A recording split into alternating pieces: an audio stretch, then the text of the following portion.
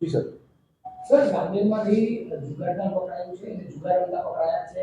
લગ્ન પ્રસંગમાં રમાતો તો જુગાર કઈ રીતની આપી પોલીસને માહિતી મળીને કાર્યવાહી કરી?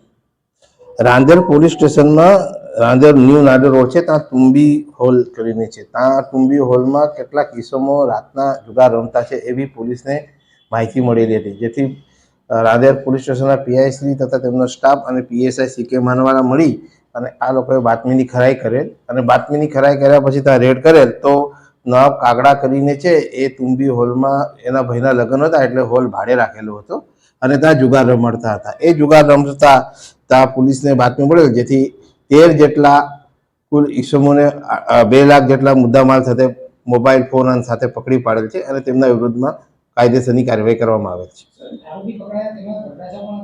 એમાં એક વરરાજા બધા જે કાગડા છે એ નવાબ કાગડા એનો જ ભાઈ છે, નદીમ આસિફ કાગડા કરીને છે, એ એના લગ્ન હતા એટલા માટે જ આ હોલ ભાડે રાખેલો હતો.